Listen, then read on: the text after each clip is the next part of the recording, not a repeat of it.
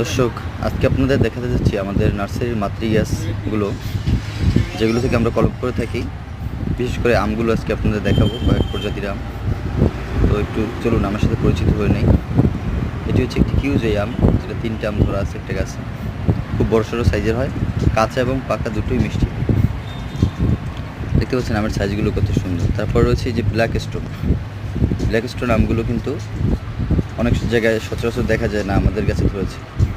তারপর হচ্ছে apple mango, RT2 বলে এটাকে। তারপর হচ্ছে রেড আইভরি অথবা চিয়াংমাই। এটির ফলন খুবই ভালো আমাদের দেশে এবং সাইজটা খুব বড়। বাড়ি ফোর, আমেরিকান রেড পালমার, এটি কিন্তু লাল আম। তারপর হচ্ছে ব্রুনাই কিং, সবচেয়ে বড় জাতের আম, যেটা এক একটায় 2 থেকে 3 কেজি পর্যন্ত হয়। দেখতে পাচ্ছেন আমাদের গাছে কত বড় সাইজের ধরেছে। এই যে একটা গাছে 2টা ফল হয়েছে, একটা সাইজ কিন্তু এত বড়। তারপর হচ্ছে নামদক মাই, সুমিষ্ট জাতের মধ্যে আরেকটি সুন্দর জাত, যেটি আঁশবিহীন, কোনো আঁশ থাকে না। তারপর দেখতে পাচ্ছেন ব্যানানা ম্যাঙ্গো, খুবই বিচি পাতলা হয়ে থাকে ব্যানানা ম্যাঙ্গের। তারপর হচ্ছে আমরুপালি। আমরা কিন্তু সবার খুব সুপরিচিত আম, আমাদের খুব সুমিষ্ট আম এটি।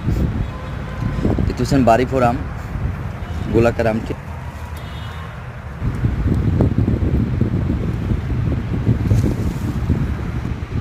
হচ্ছে নামদকমাই গোল্ড কিন্তু অরিজিনাল জাত আমাদের কাছে পেয়ে যাবেন।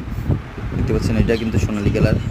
তারপর হচ্ছে জাম্বুরো আম কিন্তু সবাই চিনেন।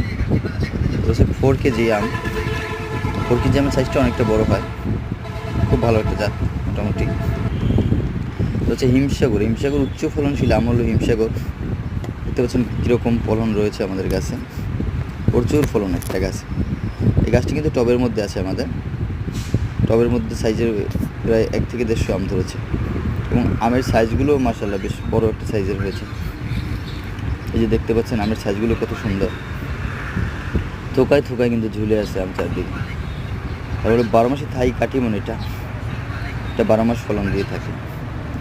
তো দর্শক, অন্যান্য গাছ দেখানোর সুযোগ হবে না, আশা করি আপনারা বুঝতে পারছেন।